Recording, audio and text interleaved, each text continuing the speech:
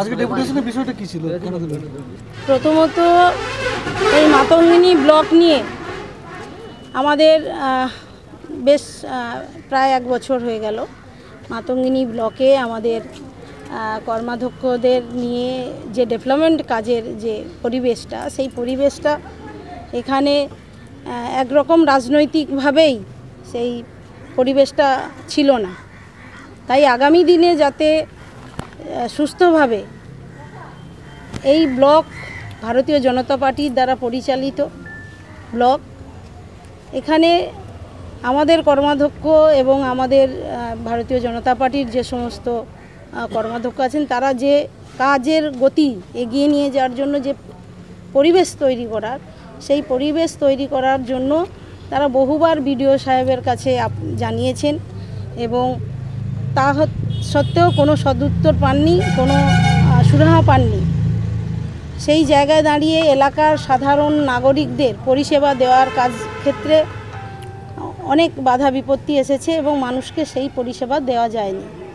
তাই আগামী দিনে বিগত যা হয়ে গেছে আগামী দিনে আমাদের এই বোর্ড যারা আছেন, যারা সমিতির সদস্য আছেন, তারা যৌথভাবে মানুষের সেবায় যে সমস্ত কাজ করার প্রয়োজন সেই কাজ দায়িত্ব নিয়ে করবেন এবং সেই কাজে যাতে বিডিও সাহেব এক্সিকিউটিভ অফিসার হিসেবে দায়িত্ব পালন করেন, তার দায়িত্বে যাতে সেই সমস্ত নাগরিককে সুস্থ পরিষেবা দেওয়া যায়, তার জন্যই আজকে আমরা এসেছিলাম এবং আমাদের এলাকার পরিস্থিতি নিয়ে আমরা প্রায় 17 দফা দাবি রেখেছি। সেই 17 দফা দাবির মোতাবেক উনি আশ্বস্ত করেছেন এবং ব্লকের নিয়ম অনুযায়ী, সরকারি আইন অনুযায়ী, আইন মেনেই এখানে সমস্ত কাজকর্ম আগামী দিনে হবে তিনি কথা দিয়েছেন। আইনের বাইরে, নিয়মের বাইরে কোনো কাজ এই ব্লকে আর হবে না।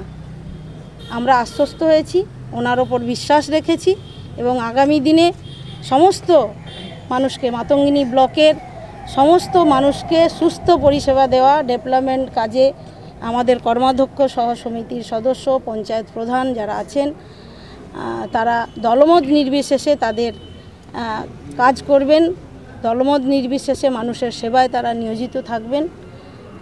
আমরা সেটা আশ্বস্ত হয়েছি এবং আমরা সেই কাজ করে দেখাবো, এটাই আমাদের মূল দায়িত্ব।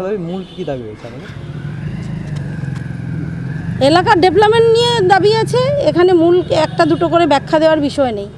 যে সমস্ত প্রতিবন্ধকতা 1 বছর ধরে ছিল, সেই প্রতিবন্ধকতা তুলে দিয়ে আমরা কাজের গতিতে ফিরব। কিন্তু এই ব্লক তো বিজেপি দ্বারা পরিচালিত, সেক্ষেত্রে কাজ করতে কোথায় অসুবিধা হচ্ছে?